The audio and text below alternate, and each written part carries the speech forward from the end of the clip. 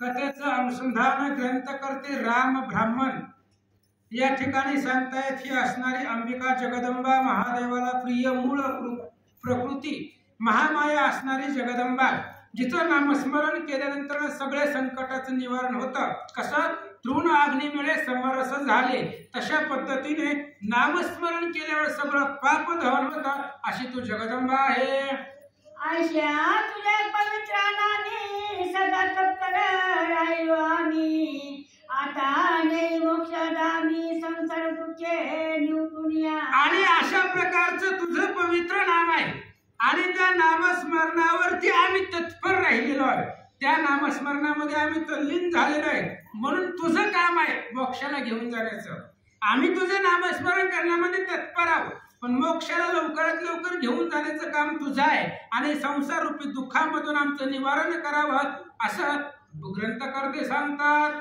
असो पुराच्या कथना नारायण स्तुती गाण आणि देवावर निरूपण केले निजमुखे देवासी।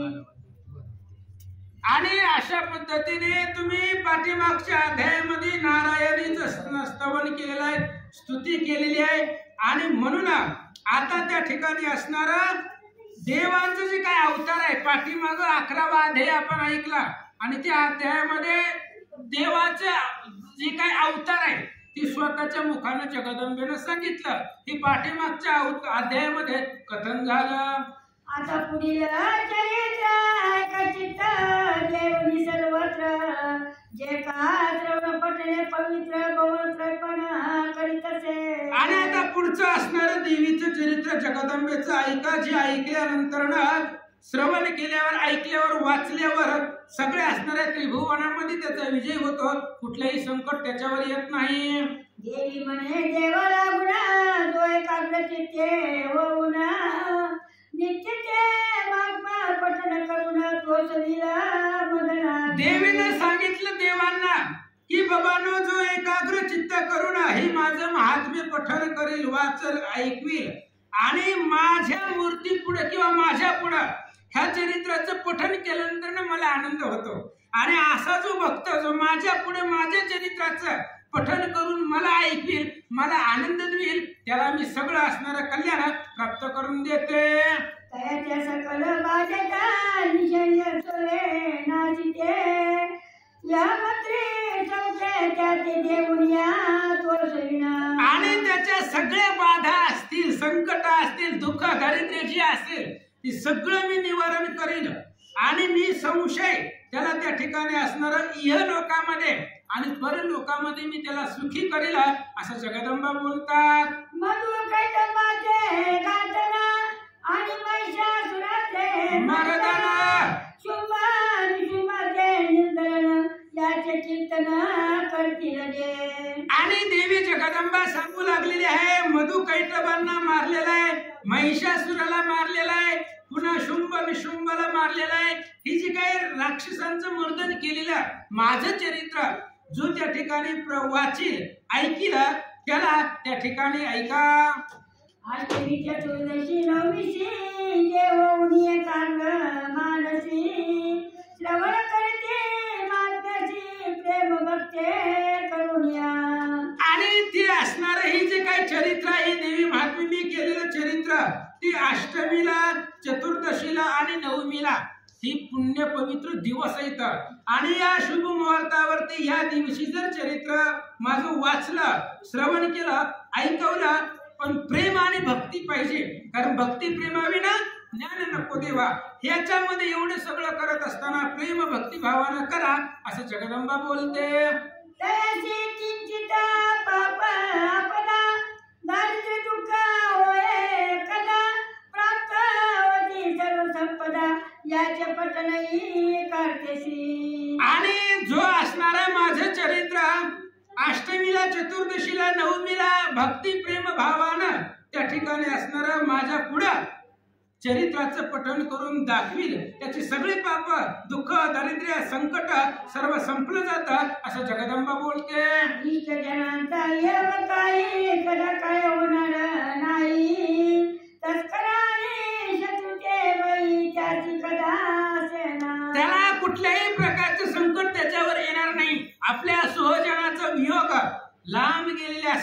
प्रकारचा असणारा विरह वियोग त्याला प्राप्त होणार नाही, कुठल्याही प्रकारच्या शत्रूपासून त्याला भीती असणार नाही असं जगदंबा सांगतात.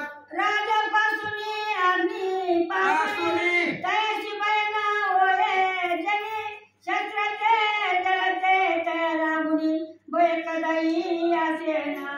त्याला भीतीच राहणार नाही. राजदंड असतो, राजापासून भीती राहणार नाही, अग्नीपासून भीती राहणार नाही किंवा शस्त्राची अस्त्राची पाण्याची म्हणजे जगामध्ये जेवढे जेवढे भीती आहे त्या सगळ्यापासून तू लांब राहील असं जगदंबा सांगतात. या कारणास्तव दान माझे महात्मा पवित्र पूर्ण एकाग्र चित्ते श्रवण पठन करते कल्याण होईल. म्हणून जगदंबा सांगू लागलेले या कार्यासाठी माझं महात्म्य पवित्र आहे आणि ही महात्म्य माझ्या पुढे ऐकलं वाचलं पण एकाग्र चित्तानं ऐकावं लागतं. चित्त या असणाऱ्या कथेमध्ये तल्लीन होऊन ऐकावं लागतं. तेव्हा जो ऐकणार आहे, वाचणार आहे, सांगणार आहे त्या सर्वांचं कल्याण होईल असं जगदंबा सांगते.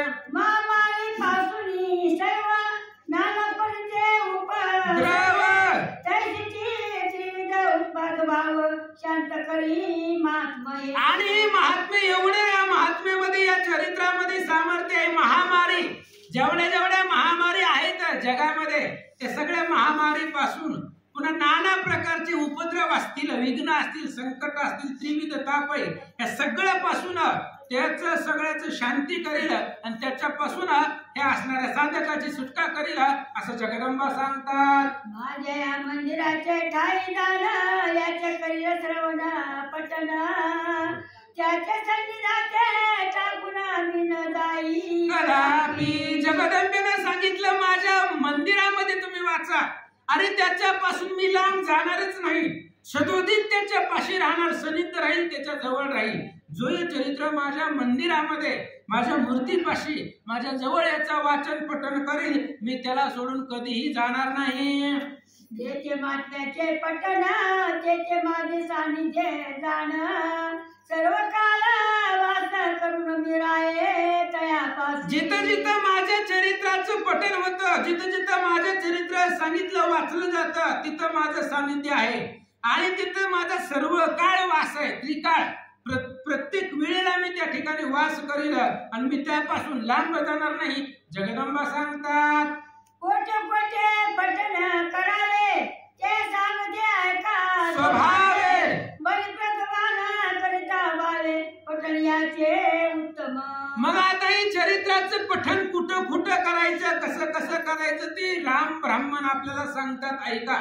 बलिप्रदान करत असताना भावानं अंतःकरणामध्ये भाव ठेवून या चरित्राचं पठण करावं. पूजेच्या ठाई दान विषयाचे करावे पठण आणि होमाचे काळी पूर्ण महात्म पठण करावे. आणि याचं असणारा पूजेच्या ठाई पूजेच्या ठिकाणी याचं पठण करावं. जिथे जिथे देवीची पूजा मांडलेली असेल त्या पूजेपाशी या चरित्राचं वाचन करावं. जिथं होम यज्ञ होत असेल ते यज्ञापाशी असणाऱ्या चरित्राचं वाचन करावं, पठण करावं असं सांगतात. श्रवणात व पठण द्वैचे फळ समान वा पर्यकाग्रे चित्ते करून सादर मात्र असावे. आणि सांगणाऱ्याला वाचणाऱ्याला फळ तेवढंच आहे. जेवढं सांगणाऱ्याला वाचणाऱ्याला आहे तेवढं ऐकणाऱ्याला सुद्धा आहे. कारण श्रवण भक्ती नवविध भक्तीमध्ये श्रवण भक्ती श्रेष्ठ सांगितले. त्याच्यामुळं सांगणारा असो, वाचणारा असो किंवा ऐकणारा सगळ्याला समान फळ या चरित्राचं. फक्त एकाग्रता पाहिजे सांगणाऱ्यापाशी, वाचणाऱ्यापाशी आणि ऐकणाऱ्यापाशी मन या कथेमध्ये पाहिजे. जगदंबेच्या असणाऱ्या तिच्या स्वरूपावरती तिच्या असणाऱ्या ध्यानामध्ये मन तल्लीन पाहिजे आणि एकाग्र चित्तानं ऐकावं असं जगदंबा सांगते. जाणण्यात व जाणत बळी पूजा करिता निश्चित आणि अग्नीचे ठाई होम देत प्रेम धरुणी मानसी. आणि त्या असणाऱ्या चरित्राचं पठण करत असताना बलिपूजा करताना एकदा आणि अग्नीच्या ठिकाणी. मग अग्नी कुठं असतो? जिथं यज्ञ होतो, हवन होतं त्या त्या ठिकाणी अग्नी असेल. अग्नीच्या ठिकाणी हे असणारं पठण माझं करावं. त्या बलिपूजेचे आणि होमाचे विग्रह करीन निश्चिते बहुत असे आवडी माते होमाचे आणि पूजेची. देवीने सांगितलं, स्वतः देवी देवांना सांगते वाचायचं. बलिपूजा, माझी पूजा आणि होम हवन यज्ञ या ठिकाणी, कारण यज्ञाची आणि पूजेची मला आवड आहे. माझी पूजा केलेली मला आवडते आणि माझ्या पुढे यज्ञ केलेला मला आवडतो. त्याच्यामुळे पूजेच्या ठिकाणी आणि यज्ञाच्या ठिकाणी जर या चरित्राचं पठण केलं तर ती माझ्यापर्यंत प्राप्त होतं असं जगदंबा सांगतात. प्रतिवर्षाच्या शरद काळी महापूजा करावी तत्काळी, पूजा काळी मिळवली सकाळी महात्मा श्रवण करावे. प्रत्येक वर्षी शरद काळामध्ये ह्याच नवरात्रामध्ये पावस काळामध्ये माझा असणार पूजा करावी. महापूजा सांगितले, प्रत्येक वर्षी मोठी पूजा करायची आणि त्या असणाऱ्या पूजेच्या वेळेला हे असणारं देवी चरित्र जी काय महात्म्य आहे हे महात्म्य वाचावं आणि लोकांना ऐकवावं असं सांगतात. सर्व बाधेपासून मुक्त देवती पगन धान्य सुनित, माझ्या प्रसादे करुणी समसार्थ प्राप्ती होईल तया. आणि म्हणून त्याला त्या ठिकाणी असणारा माझा हित धरून माझ्या प्राप्तीसाठी सगळ्या बाधेपासून तू मुक्त होतो. मग त्याला धन धान्य सगळं प्राप्त होतं, अर्थ प्राप्ती होईल, धन संपदा सगळं त्याला प्राप्त होईल असं जगदंबा सांगतात. मी बोलते आता संशय धरू नका ती निश्चय, सर्वदा तयाची होय विजय महात्मा श्रवण करत्यासी. आणि जगदंबा सांगते मी बोलते, अरे मी बोलते, माझ्या बोलण्यावरती संशय धरू नका. आहो श्रोते भाविक जन, सोडून द्या की निंदा वचन, विश्वास परस्वार होऊन मोक्ष मुक्काम करा की. अहो निसंशय मी बोलते, त्याच्यामुळे कुठल्याही प्रकारचा संशय धरू नका. माझ्या प्रसादाने तुम्हाला सगळं प्राप्त होणार आहे आणि मी बोलत असल्यामुळं हा निश्चय मनामध्ये धरा आणि माझं असणाऱ्या चरित्राचं पठण करा. जगदंबा सांगते महात्मा प्रक्रम उत्पत्ती दुर्गा श्रवण करती निश्चिती, त्याने कालाधिकाचे बयचिती धरू नये सर्वता. ह्या महात्म्याचा पराक्रम आहे. देवी चरित्र जे आहे या ग्रंथाचं सामर्थ्य तेवढं आहे. तुम्ही काळाची भीती धरूच नका, काळ आपल्यापाशी येणारच नाही. आधी काळाला बंधन केले जगदंबेने. जिथं जिथं चरित्र चाललंय तिथं तिथं जायचं नाही, बांधून टाकलेलं आहे. काळालाच पुढे बसवलंय ऐकायला, त्याच्यामुळं काळ बंधन करू शकत नाही. काळाची भीती वाचणारा, सांगणाऱ्याला आणि ऐकणाऱ्याला होत नाही. जगदंबा सांगतात लोका मागणे करी श्रवण, त्याचे शत्रू पावती मरण, त्याचे वय सदा कल्याण संशय नाही सर्वथा. आणि जो हे महात्म्य पठण करतो, महात्म्य वाचतो आवडी भावानं, त्याचे शत्रू मरण पावतात. शत्रू त्याच्यापाशी येत नाहीत. आणि सांगायचं म्हटलं तर थोडं विषयांतर करतो. शत्रू म्हणजे आपले बाहेरचे नाहीत, बाहेर कुणी नाही, आपल्या अंतःकरणामधले आपले विकार आपले शत्रू असतात. ही 6 प्रकारचे विकार आपले शत्रू आहेत आणि ह्या विकारांचा प्रभाव त्याच्यावरती होत नाही. भयानक आहे ती. काम क्रोध हे अतिशय घातक शत्रू आहेत आणि हीच जीवाला घातक आहे. बाहेरचा कोणी आपला शत्रू नाहीये. ही अंतःकरणामधली शत्रू तुमच्यावरती प्रभाव करू शकत नाही. ते मरण पावतील म्हणून त्यांच्यापासून तुमची सुटका होईल. म्हणून चरित्र ऐका. श्रवण करत्यासी कल्याण, हे वाचन नवे दान, परित्याच्या कुळाची पूर्ण आनंद होईल सर्वदा. अहो ऐकणाऱ्याचं कल्याण होतं. यात नवल काय आहे? नवल असं आहे त्याच्या कुळाचं कल्याण होतंय. ऐकणार आहे त्याचं तर उद्धार होणारच आहे. इथं येऊन बसल्यानंतर त्याचा उद्धार होणार आहे. पण त्याचे जे काही पूर्वज असतील, अगोदरच्या अधोगतीला गेलेले असतील, ते सुद्धा सद्गतीला जातील आणि त्यांचा सुद्धा उद्धार होईल असं जगदंबा बोलते. सर्व शांती कर्माचे ठाणे दान, विषयाचे करावे पठण, झाल्याच्या दुःखा दर्शन श्रवण्याचे करावे. अहो प्रत्येक शांती कर्माच्या ठिकाणी जिथे जिथे शांती मिळावी, असं शांती मिळण्यासाठी जे कर्म केलेलं ठिकाण आहे त्या ठिकाणी याचं अवश्य पठण करावं. दुःख प्रदर्शन होणार नाही, दुःख स्वप्न होणार नाही. हे सगळं नासून त्याला आघात शांती प्राप्त होते. हे महात्मा श्रवण करिता ग्रहपीडा नासती सर्वथा सर्व उपसर्गाची शांतता होय येणे करुण्या. आणि महात्म्य ऐकल्यानंतर वाचल्यानंतर ग्रहपीडा, घरामध्ये जे काही पीडा होतात, ग्रह पाठीमागे लागलेले असतात ती नाहीशी होतात. दुःख स्वप्न, दुःख दरिद्र सगळं संपलं जातं आणि सगळी जी काही उपसर्ग आहेत ही सगळ्या बाधा आहेत या सगळ्या बाधा निरसून त्याला सुख प्राप्त होतं असं जगदंबा सांगतात. दुःख स्वप्नाचे सुख स्वप्न होय, बालग्रहाची पीडा जाय, सर्व रोगनाशाचा उपाय महात्मा श्रवण असे. आणि सगळ्या रोगाचं त्या ठिकाणी रोगनाशकाचा उपाय म्हणजे महात्म्य आहे.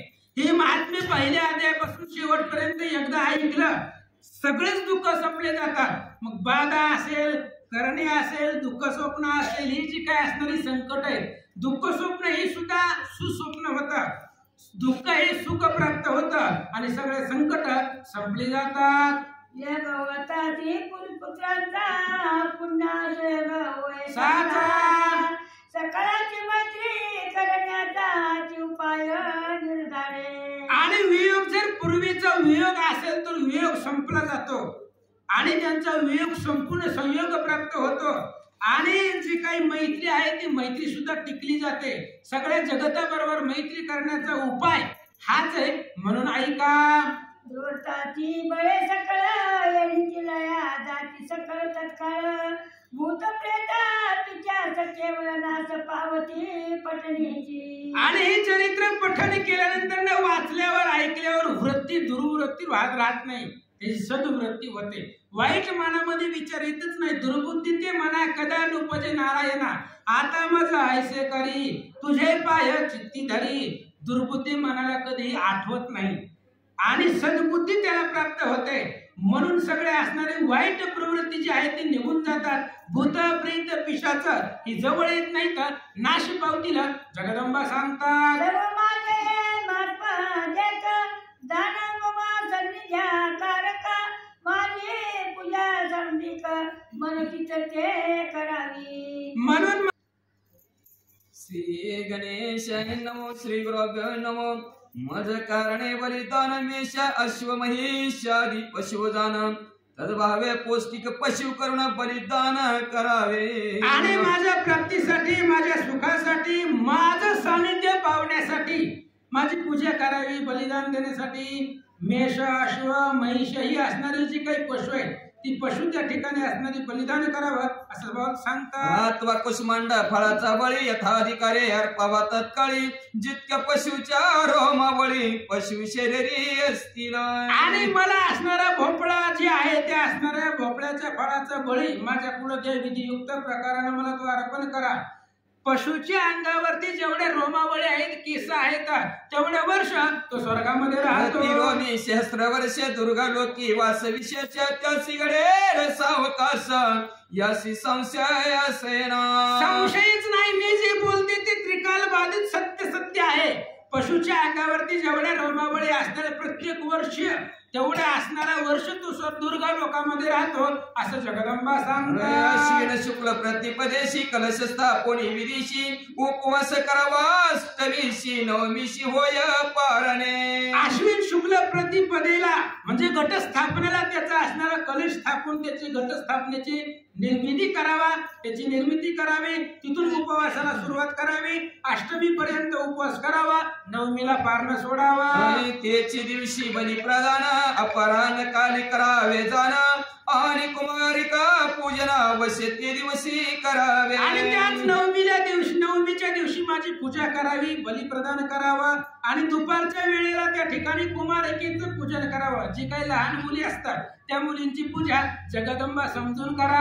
मुळावरी सरस्वती वाहन श्रवण नक्षत्री विसर्जन, विजयादशमी सही पूजन करुणी मग विसर्जावे. आणि मग त्याच्यावरती असणारा नक्षत्राच्या दिवशी ते श्रवण नक्षत्राचं विसर्जन करावं. विजयदशमी सुमुहूर्त आहे, नवमीच्या नंतर दशमी आहे आणि त्या विजयदशमीच्या दिवशी पूजन करावं, नंतर विसर्जन करावं. 3, 5 अथवा 7 अथवा 9 दिवसापर्यंत नवरात्र करावे, एक मुक्त नक्तात्वा उपोषणे. आणि मग ते असणारा नवरात्रामध्ये उपवास करायचा 3 दिवस, 5 दिवस किंवा 7 दिवस किंवा नवरात्र अखंड नवरात्रपर्यंत उपवास करावे.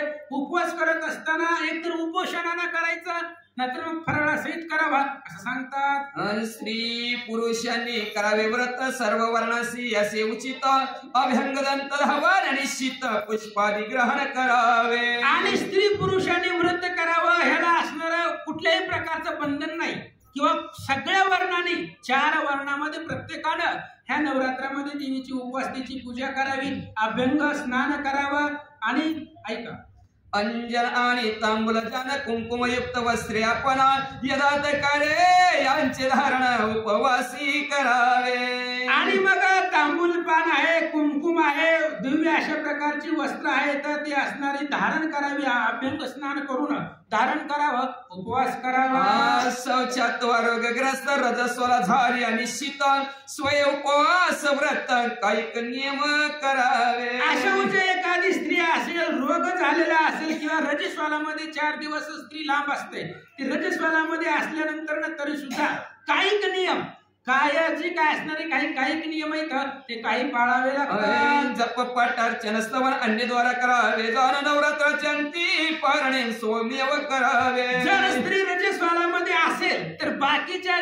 दुसऱ्याकडून असणारे नियम जे काही विधान सांगितलेलं आहे ते बाकीच्याकडून विधान करून घ्यावा आणि 9वी दिवशी पारणं सोडावं, असं त्यानं उपवास करावे। शौचांती ब्राह्मण भोजन करावे, भ्राणा सिदाना नक्षत्र योग नसता जाण तिथी ग्रहण करावी। आणि मग असंच असेल तर ब्राह्मणाला भोजन करावं, ब्राह्मणाला दान धर्म करावा, नक्षत्र योग नसल्यानंतर ना ती असणारी ग्रहण तिथी ग्रहण करावी असे नियम सांगतात। सप्तमी पासून 4 दिवस केली सरस्वती पूजन, लिहिता वाचता ध्येयन करिता दुःख होत असे। आणि सप्तमी पासून 4 दिवस पर्यंत सरस्वतीचं पूजन करावं, त्याच्यामध्ये असणारं लिहायचं वाचायचं अध्ययन केलं तर दुःख होतं म्हणतात। नित्य राजोपचारे करुणा महापूजा करावी, जाना नवरात्री चंडिका पूजन केली अनंत फळ होय। नित्य राज उपचाराची पूजा करायची, नुसतं फुलं टाकायचं, हळदी कुंकू लावायची पूजा झाली असं नाही। राज उपचार आहे संपत्ती आपल्याकडे करावी देवीची मोठी, जसं राजा जगदंबेची पूजा करतो, राजा ज्या 16 प्रकारानं पूजा देवीची करत असतो, तसं राज उपचारानं पूजा केल्यानंतर ना फळही प्राप्त होतं आणि देवीलाही आनंद मिळतो। ब्राह्मण भोजन कुमारी पूजना नित्य यथाशक्ती करावे, आपण कुमारी पूजनाचे विधान एक चित्ते श्रवण करा। ब्राह्मणाला जेवण द्यायचं, कुमारिकीचं पूजन करायचं। आता कुमारिकीचं पूजन सांगितलं, मुलीची पूजा करायची, मग त्या पूजा करण्याचं विधान कसं आहे, कोणत्या कोणत्या मुली पूजेसाठी बसवाव्या त्याचं चरित्र थोडस ऐका। कुमारी असावी रोगरहित, कुरूप नसावी निश्चित, अंगी वर्ण छिद्रे विवर्जित, स्ववर्णाची असावी। आता ज्या मुलीची पूजा आपण जगदंबा म्हणून करणार आहोत ती मुलगी सुंदर असावी। जगदंबा कशी आहे, सुंदर आहे, अतिशय सुंदर जगदंबा आहे, तशी मुलगी असावी, कुरूप नसावी, तिच्या अंगावरती वर्ण नसावेत, काय असणारे डागडुग नसावेत, म्हणजे मुलगी सुंदर असावी। तसं देवीचं स्वरूप आहे तसं त्या मुलीचं असावं असं सांगतात। 1 वर्षाची कन्या जाण तिचे करू नये पूजन, 2 संवत्सर पासून 10 वर्ष पर्यंत पूजावी। आणि जन्मल्यापासून पहिल्या वर्षाची जी मुली आहे तिची पूजा करायची नाही। आपण जिला जगदंबा म्हणून पूजा करणार आहोत, 9 मुलींची, 9 जगदंबा 9 देवी म्हणून 9 मुलींची जी पूजा करणार आहोत, ती मुलगी त्या मुलीचं वय 2ऱ्या वर्षापासून 10व्या वर्षाच्या आतमध्ये, 10 वर्षाची आतमधल्या मुली आणि 2ऱ्या वर्षापासून पुढच्या अशा 9 मुलींची पूजा करावी। 2 वर्षाची कुमारी जाण मुख्य तिचे करावे पूजन, 3 वर्षाची त्रिमूर्ती पूर्ण पूजन भावे करावे। 2 वर्षाची मुलगी असेल तर तिची पूजा करावी, 3 वर्षाची असेल, 4 वर्षाची असेल, 3 वर्षाचीला त्रिमूर्ती म्हणून पूजा करावी असं ग्रंथकर्ते सांगतात। 6 वर्षाची कल्याणी, 5 वर्षाची रोहिणी, 6 वर्षाची काली मनोहरी नाम मंत्र पूजावी। आणि आता ज्या मुलीला आपण जगदंबा म्हणून पूजणार आहोत त्या मुलीची नावं तात्पुरती बदलायची। 4 वर्षाची मुलगी असेल तर तिचं नाव कल्याणी ठेवायचं, 5 वर्षाच्या मुलीचं नाव रोहिणी ठेवायचं, 6 वर्षाच्या मुलीचं नाव काली ठेवायचं तात्पुरतं। आता कोण असली नावं ठेवत नाही, काली चंडिका कोण ठेवणार आहे का? पण तुम्ही पूजा करणार आहोत तोपर्यंत त्या मुलीची नावं तशी जगदंबेची जशी आहेत, काली चंडिका रोहिणी कल्याणी, तशी नावं तिची ठेवून पूजा करा। 7 वर्षाची चंडिका, 8 वर्षाची शांभवी, 9 वर्षाची दुर्गा, 10 वर्षाची सुभद्रा। 7 वर्षाच्या मुलीचं नाव चंडिका ठेवा, 8 वर्षाच्या मुलीचं नाव शांभवी ठेवा, 9 वर्षाच्या मुलीचं नाव दुर्गा ठेवा आणि 10 वर्षाच्या मुलीचं नाव सुभद्रा ठेवा. म्हणजे 2 वर्षापासून 10 वर्षापर्यंत 9 मुली होतात आणि त्या 9 मुलींना 9 देवीची नावं द्या आणि त्यांची पूजा करा. आणि या प्रकारे करुण नव कन्यांचे करावे पूजन, मुख्य नाम मंत्र जाण बोलिलासे पुराण. अशा पद्धतीने 9 मुलींचं पूजन करावं आणि मुख्य सांगितले नाम मंत्र जगामध्ये श्रेष्ठ आहे. एकले एक जयाचे नाम महादोषा करी बसणं, कलियुगी साधनांचे नाही काम राम नामा वाचुनी. म्हणून कलियुगामध्ये नाम मंत्र श्रेष्ठ आहे. ही सगळी पुराण 18 पुराण व्यासांचे आणि व्यास महाराजांनी नाम मंत्राला जास्त महत्व कलियुगामध्ये दिलेलं आहे. स्मृती स्मृतीचे मंत्र म्हणती, परिणाम मंत्रांती जपती, म्हणून तोची मंत्र निश्चिती मुख्यासे पर्यायसा. आणि श्रुती आहे, वेद आहे, स्मृती आहे, याचा असणारे मंत्र म्हटले, पण याच्यामध्ये भगवंताचं देवीचं नाम स्मरण जगामध्ये श्रेष्ठ आहे. आणि म्हणून नामस्मरण केलं, नाम मंत्र म्हटल्यानंतर ना त्याचा असणारं फळ भेटतं आणि नाममंत्र जगामध्ये श्रेष्ठ आहे असं सांगतात. आणि नाममंत्राचे लक्षण प्रणवादी उच्चारून नामाशी चतुर्थी लावून नम अंती म्हणावे. आणि कोणत्याही मंत्राचं उच्चारण केल्यावर, कोणत्याही देवीचं नाव घेतल्यावर, देवीचं नाव संपल्यावर नम म्हणायचं.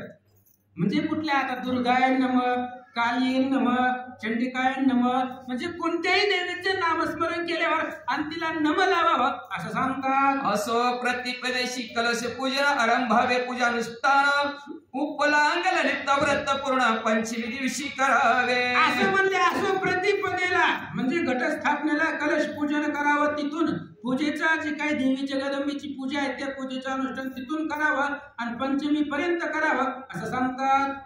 सप्तमी दिवशी श्री सरस्वती मूळ नक्षत्री पूजा करती, दशमीशी पुस्तक शास्त्रे पूजिती, मग करती विसर्जन. आणि मग सप्तमीच्या दिवशी सरस्वतीची पूजा करायची आणि पुन्हा दशमीच्या दिवशी आपण पुस्तकाची, ग्रंथाची, शस्त्रास्त्राची पूजा करतो आणि ती पूजा करून तो असणारा विधी निश्चित करावा, विसर्जन करावा. अष्टमीच्या दिवशी अकस्मात कोट्यावधी योगिनी सहित प्रकट झाली ती निश्चित महामाया जगदंबा. अष्टमीचा उपवास श्रेष्ठ आहे आणि त्या अष्टमीचाच उपवास का श्रेष्ठ आहे नवरात्रामध्ये, तर अष्टमीच्या मध्यरात्री जगदंबा प्रकट झाले. जे काही आदिमाया जगदंबा आहे ते अष्टमीच्या दिवशी प्रकट झालेली होती असं सांगतात. चैत्र शुद्ध अष्टमीशी जन्मली देवी महाभवानी, म्हणून उपवास लागोनी योग्य असती ते दिवस. चैत्र शुद्ध अष्टमीच्या दिवशी देवी असणारे महाभवानी प्रकट झालेले आहे. ती त्या दिवशी तिने आपला अवतार प्रकट केलेला आहे. रामचंद्राच्या पुढे ती प्रकट झालेली आहे. म्हणून उपवासासाठी हे दिवस योग्य आहेत असं जगदंबा. असं नवरात्रामध्ये जाणं जयासी न घडे उपोषण, त्याने अष्टमीशी तरी पूर्ण उपोषण करावे. चैत्र शुद्ध अष्टमी या दिवशीचा उपवास श्रेष्ठ आहे. संपूर्ण नवरात्रामध्ये ज्याला उपवास करणं शक्य नाही त्यांना अष्टमीचा उपवास करावा, नवरात्राचं फळ प्राप्त होते. नवरात्र उपवासी आपल्याला राहणं जमलं नाही तरी अष्टमीचा एका उपवासानं नवरात्राचं फळ त्याला प्राप्त होतं म्हणून सांगतात.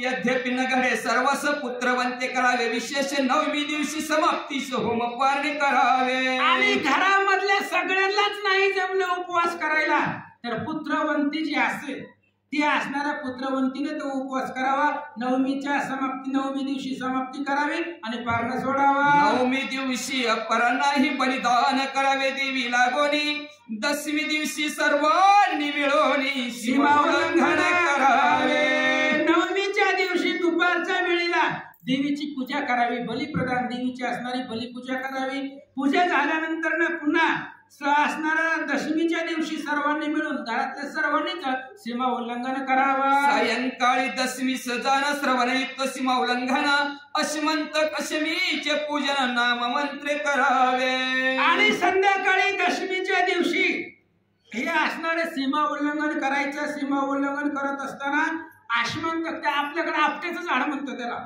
आपण सोनं आणतो एकमेकांना वाटतं ते आपट्याचं झाड आहे आणि त्या असणाऱ्या झाडाला त्याचं पूजन करावं, त्याला प्रदक्षिणा करावी असं सांगतात. या नवरात्रामध्ये जाणं आधारी पुस्तक स्थापन, मग करावे महात्म्य पठन करे घेता निष्फळ होय. आणि या नवरात्रामध्ये या असणाऱ्या देवी चरित्राचं पुस्तक, ते असणाऱ्या पुस्तकाची स्थापना करायची, मग त्याचं महात्म्य पठण करायचं असं सांगतात.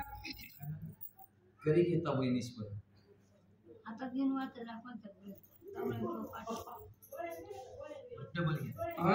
या नवरात्रामध्ये जाणं आधारी पुस्तक स्थापून मग करावे महात्म्य पठण करी घेता निष्फळ होय. आणि या नवरात्रामध्ये आपण ग्रंथाचं पठण करतो, देवी महात्म्य चरित्र वाचतो, सांगतो, ऐकतो, पण ते व्यासपीठावरती असावं, चौरंगावरती असावं, पाटावरती असावं. हातामध्ये पुस्तक घ्यायचं नाही. जर हातामध्ये घेतलं तर निष्फळ आहे. जे केलं ते सगळं वाया जातं असं सांगतात. प्रतिदिनी नवमी पर्यंत महापूजा करावी, निश्चित समारंभ करावा, भौतती पूजा वार्षिकी जाणावी. आणि प्रत्येक दिवशी नवमी पर्यंत, पहिल्या दिवसापासून नवमी पर्यंत देवीची महापूजा करावी.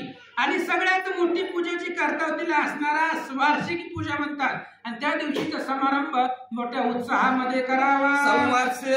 संवत्सरामध्ये नवदिवन नवरात्र महात्म्य थोर जाणं वयाचे काय कारण एक चित्त श्रवण करा. आणि आता ग्रंथकर्ते राम ब्राह्मण सांगतायत, बाबा हे वर्ष आहे, 365 दिवसांचं एक वर्ष आहे.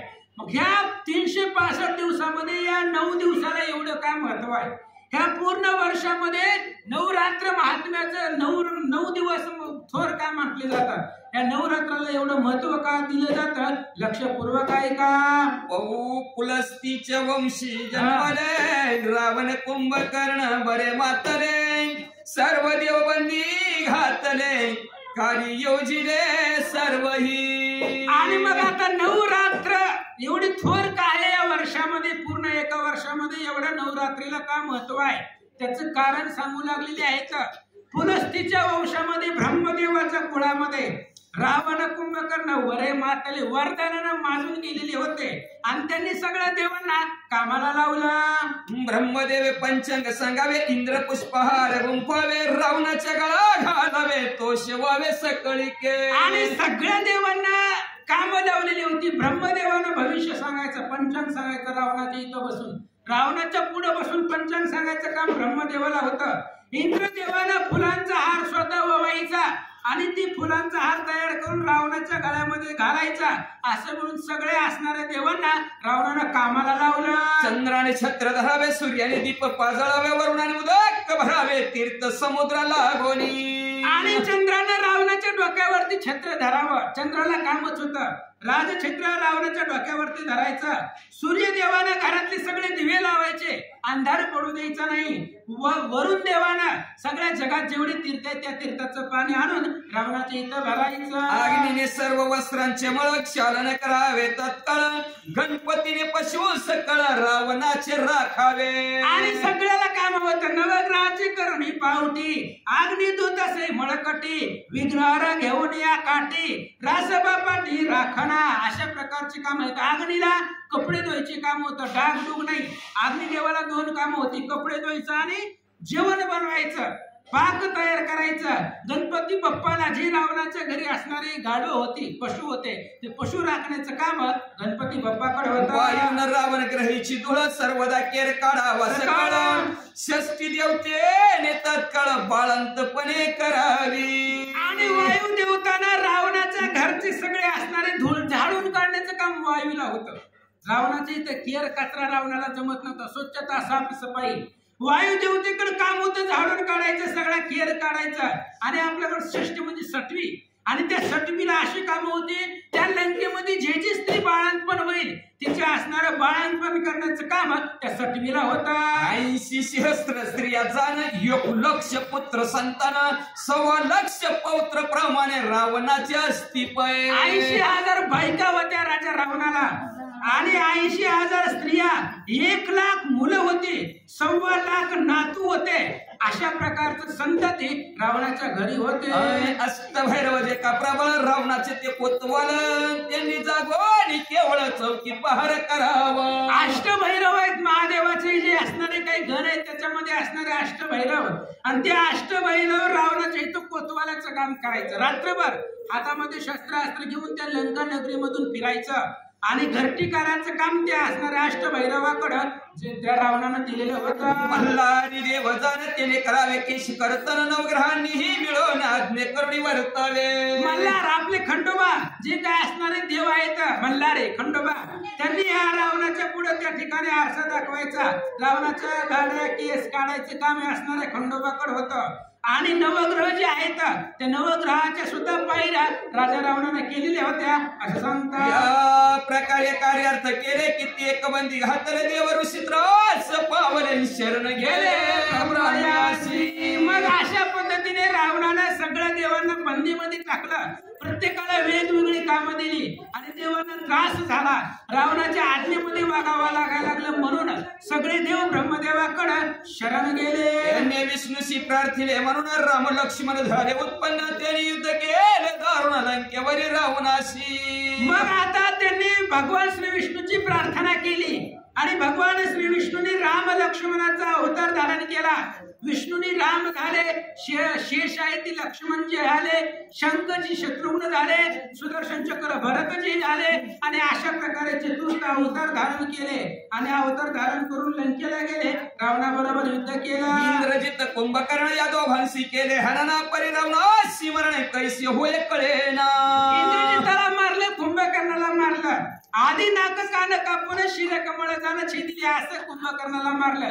घालिता श्रीरामाची शपथ तेने बाणासी बळ अत्यंत इंद्रजिताचा शिरपात केला निश्चित सौमित्रे असं लक्ष्मणाने इंद्रजिताला मारलं, कुंभकर्णाला मारलं. पण रावण मरणाच गेलता. रावण कसा मारावा काही लक्षात येत नव्हतं. रावणाशी अमरत्वाचा वर हृदय अमृत कलश साचार संग्रामी त्याचे छेदी तो शिर पुन्हा उत्पन्न पय होय. आणि रावण मरतच नव्हता. रावणाचं मुंडकं उडवलं की पुन्हा मुंडकं तयार होत होतं. त्याच्यामुळे रावण मरत नव्हता. रामचंद्र बाणापाठी बाण सोडत होते आणि रावण मरत नव्हता कारण त्याच्या नाभी कमळामध्ये रावणाच्या नाभीमध्ये देवीमध्ये अमृत होता, अमृताचा कलश होता म्हणून ते असणारी शिर निर्माण होत होते. तेव्हा राम चिंताक्रांत झाले सर्व देवांशी संकट पडले. मग ब्रह्मदेवे जागृत केले महामायेशी ते काळी. आणि मग तेव्हा राम संकटामध्ये पडले. ह्याला मारायचं कसं? मरणच गेलं ना, मुंडकं उडवलं की दुसरं येत होतं. त्याच्यामुळं असणारे रामचंद्र अडचणीत आले. त्यांनी मग सगळ्या देव लोकांना संकट पडलं. रामचंद्र अडचणीत आले. ते विचारामध्ये पडल्यानंतर ना ब्रह्मदेवानं अष्टमीच्या मध्यरात्री ह्या महामाया जगदंबेला जागृत केला. रामाशी व्हावा जय प्राप्त रावणाशी मृत्यू निश्चित म्हणून ब्रह्मदेव त्वरित जागृत करिता पैधाला. रावणाला मरण व्हावं, रावण मरावा, रामाला विजय मिळावा यासाठी ब्रह्मदेवानं ही जी काही महामाया जगदंबा आहे त्या जगदंबेला जागृत केला असं सांगतात. अश्विन शुक्ल प्रतिपदेशी देवी जागृत झाली निशी चंद्र दर्शन नसत रात्रीशी जागी झाली महामाया. आणि त्या असणारी जगदंबा त्या दिवशी त्या ठिकाणी प्रकट झाली. चंद्राचं दर्शन त्या दिवशी नसताना आणि मध्यरात्रीला जगदंबा प्रकट झाली असं सांगतात. म्हणून चंद्राचे दर्शन ते दिवशी न घ्यावे आपण असुरमशी जय होईल जाण ऐसवर दिदला. म्हणून अश्विन शुक्ल प्रतिपदेच्या दिवशी त्या रात्रीला देवी जगदंबा प्रगट झाली आणि त्या दिवशी चंद्रदर्शन नव्हतं. चंद्र आकाशामध्ये नव्हतं म्हणून देवीलाही चंद्राचं दर्शन नाही त्या दिवशी झालं. म्हणून आपणही त्या दिवशी चंद्राचं दर्शन घ्यायचं नाही असं म्हणले असणार. रामाला विजय मिळावा, रामाला जय प्राप्त व्हावा असा वर जगदंबेनं दिला. मग सर्व देव ऋषी मिळवणी निश्चय केला पुणे म्हणी रावण मरेपर्यंत सर्वांनी आराधावी जगदंबा. मग सगळ्या देव लोकांनी मिटिंग घेतली. म्हणले आजपासून जोपर्यंत रावण मरत नाही तोपर्यंत देवीची आराधना करायची, तोपर्यंत देवीची पूजा करायची, देवीचं स्तवन करायचं असं देवांनी ठरवलं. सर्वांनी निश्चय करून मग मांडले अनुष्ठान कलश स्थापन देवी पूजना चंडी पाठारंभिला. आणि लगेचच सगळ्या देव लोकांनी निश्चय केला आजपासून रावण मरेपर्यंत सगळ्यांनी देवीची आराधना केली, कलश स्थापना केली. पुढे असणाऱ्या देवी महात्म्याचं चरित्र घेतलं वाचत बसले. आणि कुमारी पूजन व पोषण यथाशक्ती ब्राह्मण भोजन सर्व देव ऋषी मिळून अनुष्ठान चालविले. मग जसं आता सांगितलं तसं लहान मुलींचं पूजन करायचं, ब्राह्मणाला भोजन द्यायचं, कलश स्थापना अशा प्रकारे देवीचं पूजन त्यांनी सुरुवात केली. देवीची आज्ञा करून युद्ध मांडले. ती दारुण 7 दिवसापर्यंत जाऊन रात्र युद्ध केले. आणि इकडं देवीनं वर दिला होता की रामाला विजय मिळेल, रावण मरेल. आणि या आशीर्वाद प्राप्त झाल्यामुळं इकडं 7 दिवस अहोरात्र राम आणि रावणाचं युद्ध चाललं. सुरुवात तिकडे देवीच्या पूजापाठ चालू आहे आणि इकडे राम रावणाचं युद्ध सप्तमी पर्यंत चाललं. मग अष्टमी दिवशी देख मरण पावला दशमुख कोट्यवधी योगिनी सहस्वेकती प्रकट झाली जगदंबा. मग अष्टमीच्या दिवशी मध्यरात्री अष्टमीच्या रात्री त्या ठिकाणी असणारा अष्टमीच्या दिवशी रावण मेला. आणि रावण मेल्यामुळं कोट्यावधी योगिनी सहित कोट्यावधी देवी बरोबर महामाया जगदंबा प्रकट झाले. ब्रह्मादी करुणी देव तेव्हानंदने सर्व नाना परिचवर पूर्वक पाहुणे सविती देवीते. आणि मग त्या दिवशी असणारे देवी असणाऱ्या सगळ्या देव लोकांना आनंद झाला. मग सगळ्यांनी असणाऱ्या देवीचा अपार असणारे स्तुतिस्तवन प्राप्त करून घेतलं. ब्रह्मादिक देवानी सगळ्यांनी आनंद झाला आणि देवीची आराधना करायला सुरुवात केली. मग देवीची आज्ञा करुणा नवमीशी होम पारणे सारुणा देवी कारणे बली प्रदान केले अपरांनी देवांनी. मग त्याच असणाऱ्या दिवशी देवांनी सप्तमी पर्यंत राम रावणाचं युद्ध चाललं. अष्टमीच्या दिवशी रावण मेला गेला आणि नवमीच्या दिवशी असणारे त्यांनी उपोषण कारण मध्याच्या वेळा देवीची बली पूजा वगैरे सर्व त्यांनी केली. इकडे रामे विभीषण अलंकाराचे स्थापन केला. मग देवी हो निश्चित केला निघता झाला सुमूर्त. इकडे लगेच रामचंद्रांनी लंका राज्य विभीषणाला प्राप्त करून दिला. लंकेचं राज्य विभीषणाला दिला. सीतेला सोडवलं. सीतेचं दिव्य घेतलं. दिव्य म्हणजे अग्निपरीक्षा भगवंतानी घेतली आणि मग पुढे निघाले. अश्विन शुक्ल दशमी जाना सायंकाळी नक्षत्र श्रवण विजय नावाचा काल पूर्ण तारक उदय जाणावा. अश्विन शुक्ल दशमीच्या दिवशी भगवंताला विजय मिळाला म्हणून विजय कालाची ती दशमी आहे, दसरा आहे. आणि त्या दिवशी कोणताही कार्य करा विजयच प्राप्त होतो. भगवंताला विजय मिळाला. रावण मेला गेला त्या दिवशी म्हणून अश्विन शुक्ल दशमीच्या दिवशी असणारे विजय नामाचा आहे तो जो काळ आहे दसऱ्याचा जो काळ आहे तो विजय काळाचा दिवस म्हटला जातो असं सांगतात. विजय काळ सकळी सर्व कार्यार्थ साधक प्रायाने मूर्ती विशेषक सर्व कामना सिद्ध होती. आणि तो विजय काळ आहे जो दसरा आहे. तो दसरा म्हणजे विजय काळाचा दिवस आहे. आणि त्या दसऱ्याच्या दिवशी तुम्ही कोणतंही कार्य सर्व कार्यार्थ साधक तुम्ही त्या दिवशी कोणत्याही कार्याला सुरुवात करा ते कार्य निर्विघ्नपणे पार पडलं जातं. त्या कार्यामध्ये त्याला विजय भेटतो असं सांगतात. विजय कालाची म्हणानी विजयादशमी म्हणती जरी तो विजय मुहूर्त पाहून निघता झालं का पुस्तय. आणि ते असणारी विजय कालाची आहे म्हणून त्याला विजयदशमी नाव आहे. त्या दिवशी तुम्ही कोणतेही कार्य करा सगळं कार्य त्या दिवशी केल्यानंतर ना सिद्धीला जातं, निर्विघ्नपणे पार पडलं जातं. म्हणून विजयी काळाची म्हणून विजयादशमी म्हणती जणी तो विजय काळाचा दिवस आहे म्हणून त्या दसऱ्याला त्या विजयदशमी नाव आहे. आणि त्या दिवशी भगवान परमात्मा रावणाला मारून माघारी अयोध्येकडे सर्व देवांसहित जाण करोणी शेमी पूजन केले शेमी प्रिय भाषण मग पुष्पकी वैसला. आणि त्या दिवशी भगवान श्रीरामचंद्रांनी असणाऱ्या सगळ्या देवासहित शमीचं पूजन केलं. आपण त्याला आपट्याचं झाड म्हणतो. त्या असणाऱ्या शमीचं पूजन केलं रामांनी. त्या शमीच्या झाडाला प्रदक्षिणा केल्या आणि सगळ्या देवाच्या आते घेऊन विमानात बसले. ईशान्येशी केले गमन आला अयोध्ये लागून सर्व सुहृदय जना भेटून राज्य करीत झाला. ईशान्येला गमन केलं, अयोध्येला आले. सगळ्याचे काय आपलं भरत शत्रुघ्न तिन्ही माता असतील सगळ्या अयोध्येवासींना भेटले आणि अयोध्येचं राज्य भगवंत करू सर्व देव ऋषींशी आनंद झाला. तुटले अवघे बंद सिमोल्लंघन केले प्रसिद्ध स्वइच्छाचार्य श्रीसी. आणि सर्व देव ऋषींना आनंद प्राप्त झाला. सगळे असणारे देवाचे बंध तुटले जे रावणाच्या आज्ञेमध्ये होते. मग अशा आपण ऐकलं कोणती कामं करावी लागत होती त्या सगळ्या कामामधून मुक्तता झाली. देवांना आनंद वाटला. या कारणास्तव जाण विजयादशमीशी पूजन करावं ईशान्येशी सीमोल्लंघन शमी पूजन जय प्राप्ती. म्हणून या दिवशी असणाऱ्या या कारणामुळं विजयदशमीला शमीचं पूजन करावं, ईशान्येला सीम उल्लंघन करावं आणि शमी पूजन केल्यानंतर ना विजय प्राप्त होतो असं सांगतात. नवरात्र आणि विजयादशमी महापूजा करावी. विशेष त्या पूजेशी करणे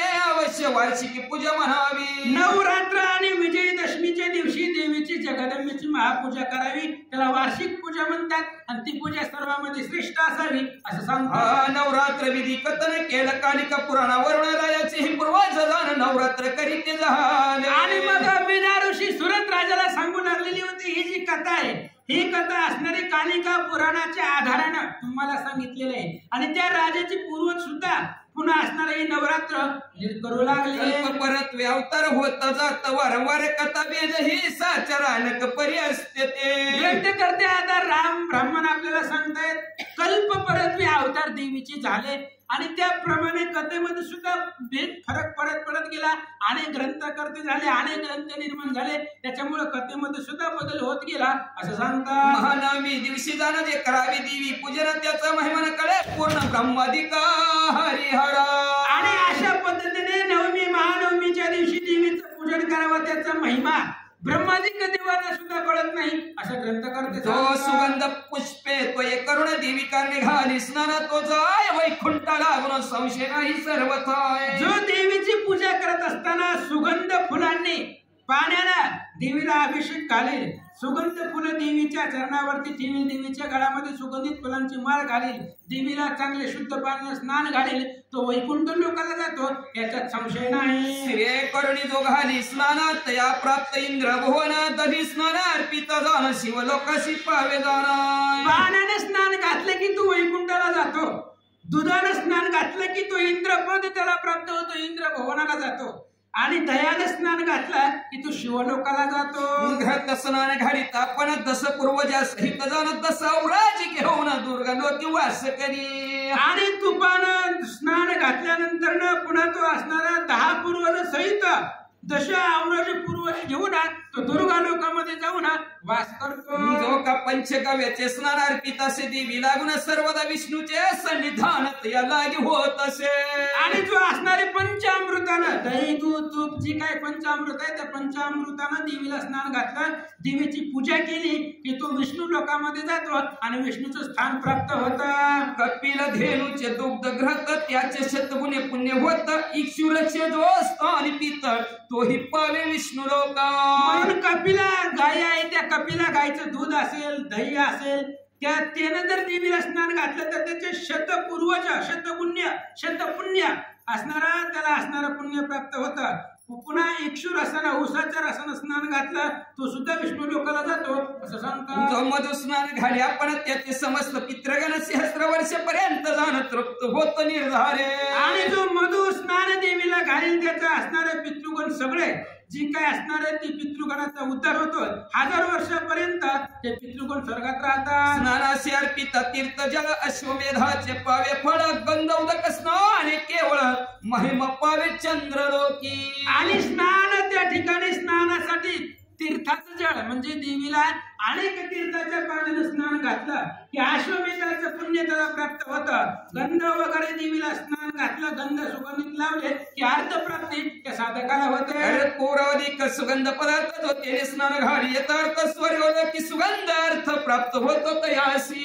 आणि कर्पुराची वात कर्पुराच्या सुगंधीमध्ये जर देवीला त्या ठिकाणी पदार्थ अर्पण केले, स्नान घातलं तर स्वर्गालोकामध्ये तो प्राप्त होतो, स्वर्गाला जातो असं सांगतात. शिवे कुशाग्राक्षता जलधरी सर्प यव दुर्वतिळ मधु कुंकुम मोरचनादी सकळ द्वादश पदार्थ अर्घ्याचे.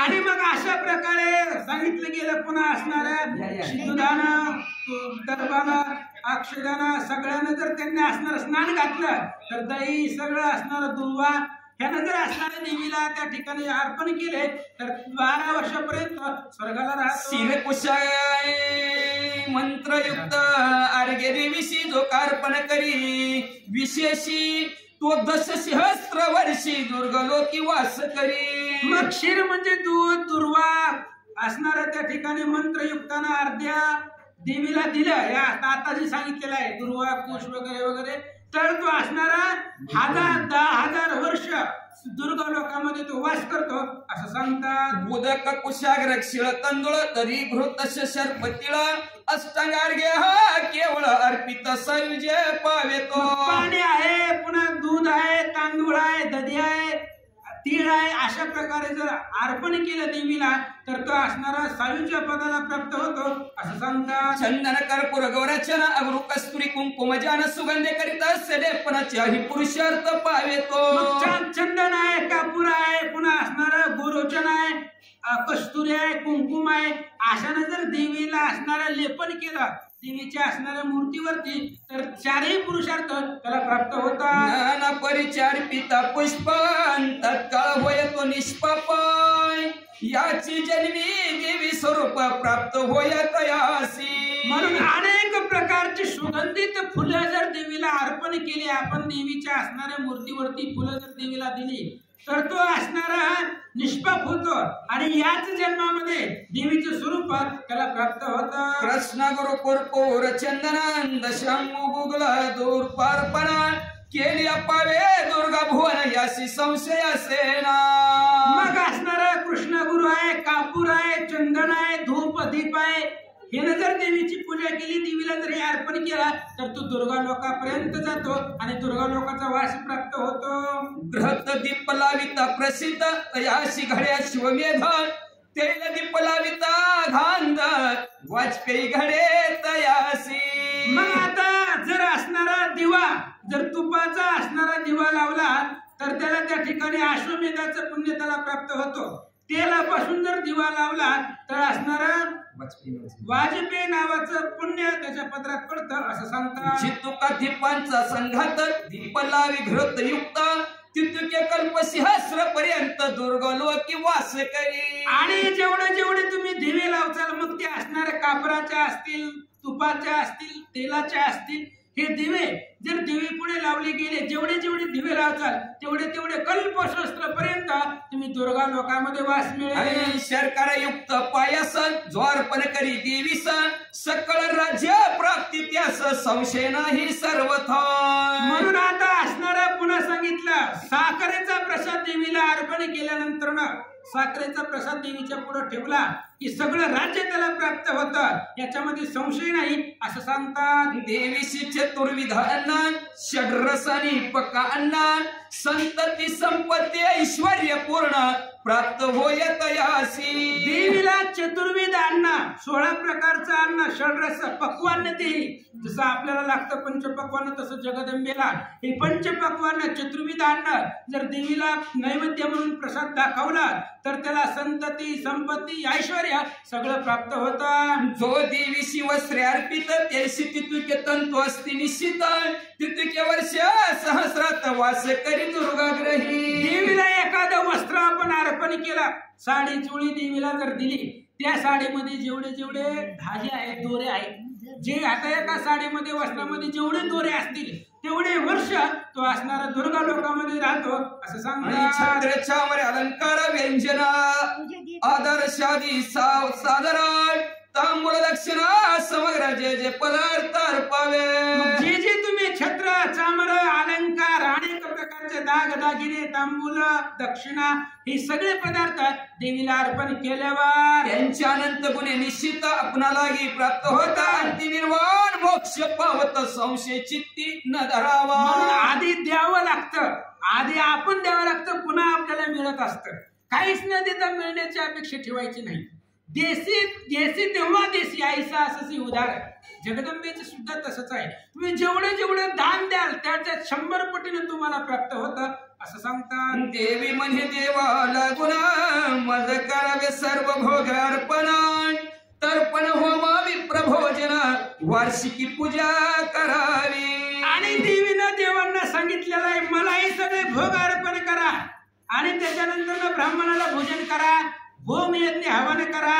ही सगळे केल्यानंतर वर्षातली एक वार्षिकी पूजा माझी मोठी महोत्सवानं करावी असं सांगतात. संवत्सरे करोनी पूजन माझी साधवी प्रीती जाणं माझे चरित्र श्रवण पठण प्रेम भावे करावे.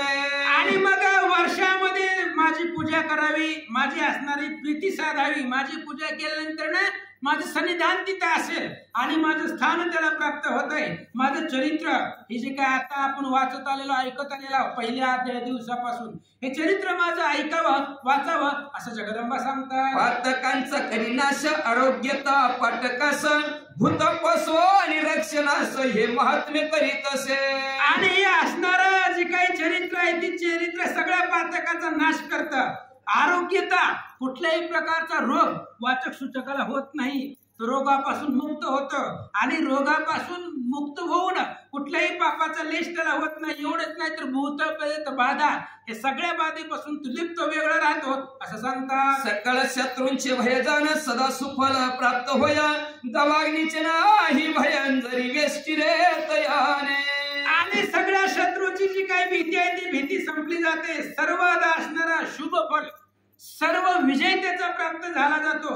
पुन्हा महाप्रलय अग्नी असेल दावाग्नी असेल अशा असणाऱ्या अग्नीपासून त्याला भीती राहणार नाही असं सांगतात. तस्करांनी जरी वेढीला शत्रूंना जरी धरिला सिंह व्याघ्र दिकी गाठीला घोर बनी यदापि. अरे ही महात्म्य पठण केल्यानंतर ना जर चोराने वेळा घातलेला असेल वनामध्ये गेल्यावर सिंह वाघाने धरलेला असेल सिंह वाघ काय करणार ती तर देवीचं वाहन आहे.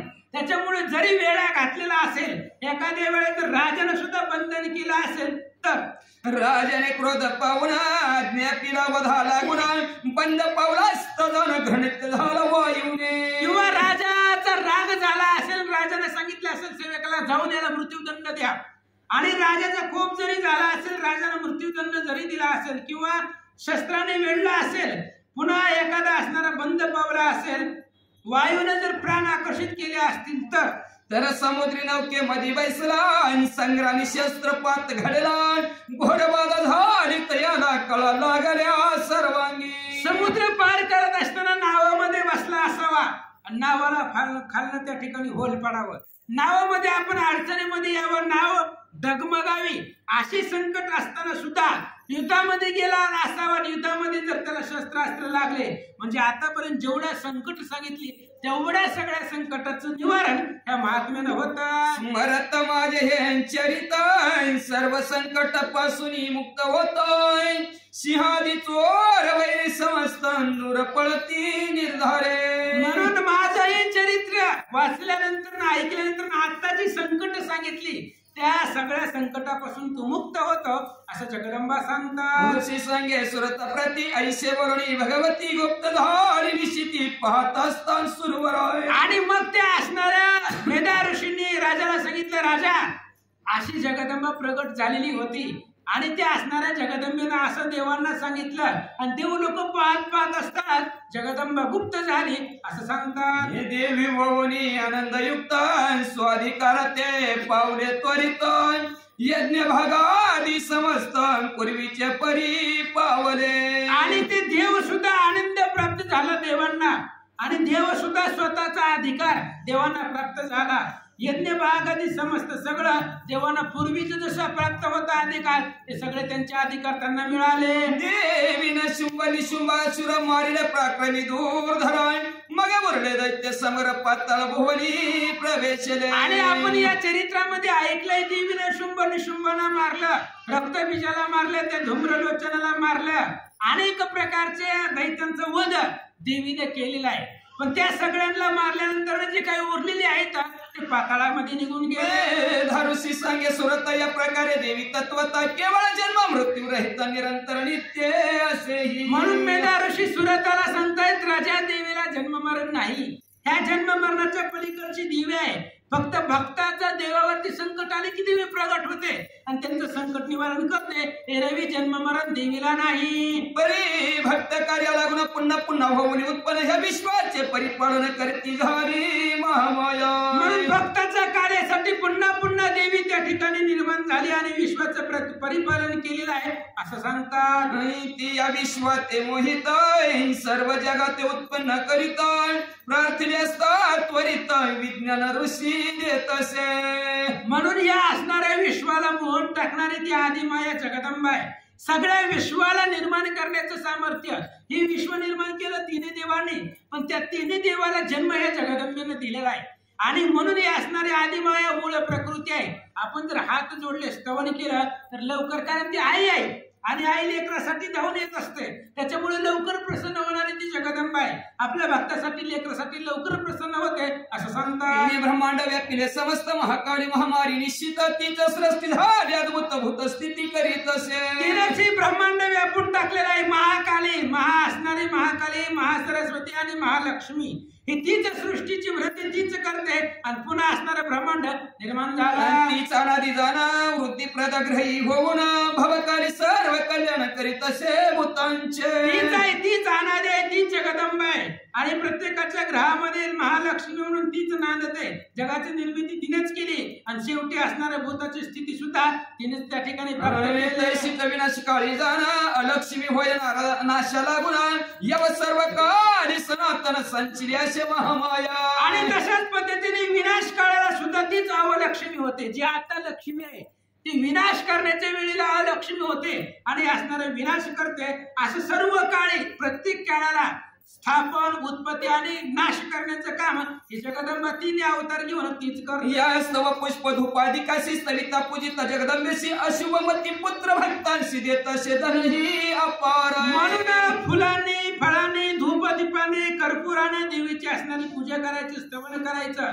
शुभमती जी काय असणार आहे आपल्या, आपण सगळी मुलं आहेत त्या जगदंबेची आणि आपल्याला शुभ चांगली बुद्धी देवी आपल्याला अर्पण करते असं सांगतात. विद्यार्थी विद्यावंत होते राज्य लोभ्य राज्य प्राप्ती भार्यार्थासी अंगणा निश्चिती मनोहरणी प्राप्त होय.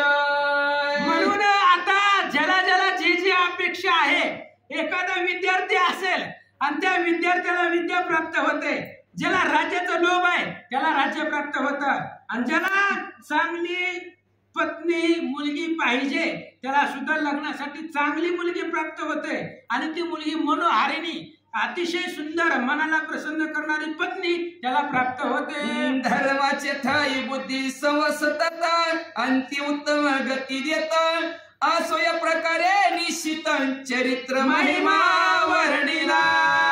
असं म्हणले धर्माच्या ठिकाणी बुद्धी देते, कारण पैसे असतात, पैसे कोणाकडे नाही, पण धर्म करायची बुद्धी आपल्याला लवकर सुचत नाही. खूप संपत्ती आहे पण करू वाटत नाही, सप्त्याला वर्गणी देऊ वाटत नाही, नवरात्राला काही दक्षिणा देऊ वाटत नाही, बुद्धी लागते आणि ती सद्बुद्धी देण्याचं काम धर्माच्या ठिकाणी दान धर्म करण्याचं जी काही बुद्धी आहे ती बुद्धी जगदंबा आपल्याला देते आणि अंतीला उत्तम गती त्याला प्राप्त करून देते असं सांगतात. आता पुढील अध्यायी जाणा सुरत वेश वरप्रधान देईल सवे देवी आपण माया जगदंबा. आणि आता पुढच्या अध्यायामध्ये ती समाधी नावाचा वैश्य आणि सुरत राजा दोघी एका ठिकाणी बसून देवीची पूजा करत बसलेली होती, आराधना करत बसलेली होती. पहिल्या अध्यायामध्ये आपण ऐकले. आणि त्या असणाऱ्या सुरथला आणि वैश्याला म्हणजे सुरत राजाला आणि त्या वैश्याला वर देवी प्रसन्न होणार आहे त्यांना आणि प्रसन्न होऊन देवी त्यांना वर देणार आहे. ती चरित्र पुढच्या अध्यायात ऐका. श्रीदेवीने जैसे बोलविले तैसेची येते वर्णन केले सज्जनी पाहिजे परिसेले कृपा करुणी सर्वदा. देवीने जसं वर्णन केलंय तसं मी सांगितलेलं आहे. मी माझ्या बुद्धीनं माझ्या असणाऱ्या ज्ञानानं काही सांगत नाही, जसं देवीनं बोलावून घेतलेलं आहे तसं मी असणाऱ्या देवीने सांगितलं तसं सांगितलं. म्हणून श्रोते सज्जनांना कृपा करून तुम्ही ऐका. याचे करीत श्रवण सर्व बाधा जाती निरसून देवी करीत असे श्रवण भक्ताजवळी बैसोनी सांगितलं. हे असणाऱ्या चरित्राचं श्रवण करा, ऐका, वाचा. ऐकल्यावर वाचल्यावर सांगितल्यावर सगळ्या बाधा संपतात आणि जगदंबा जवळ बसते आणि ऐकते. ही जी चरित्र वाचतोय त्याच्या शेजारी जगदंबा बसते आणि जवळ बसून ही चरित्र स्वचरित्राचं कथन देवी जवळ बसून ऐकते. त्या श्री अंबेसी नमन सर्व भावे असो जाण राममुखे कृपा करुण हे महात्मे वदविले. आणि त्या श्री आंबेला त्या जगदंबेला माझा नमस्कार. सर्व भावानं सर्व असणाऱ्या अंतःकरणापासून मन बुद्धी चित्त एकाग्र करून त्या जगदंबेला माझं नमन असो. राम मुखामधून राम नावाचं द्विज ब्राह्मण आहे आणि त्यांच्या मुखातून देवीने हे महात्म्य वधून घेतला असा ग्रंथकर्ते सांगतात. तिसरी मार्कंडे पुराण सवर्णिक वनवंतर देवी भागवत महात्मे महासरस्वती आख्यान देवी चरित्र महात्म्य वर्णन तथा भगवती वाक्य निरूपण नाम द्वादशाध्याय. गौड़ श्री कृष्णार्पणमस्तु. श्री जगदंबार्पणमस्तु. शुभम भवन्तु. पुंडलिक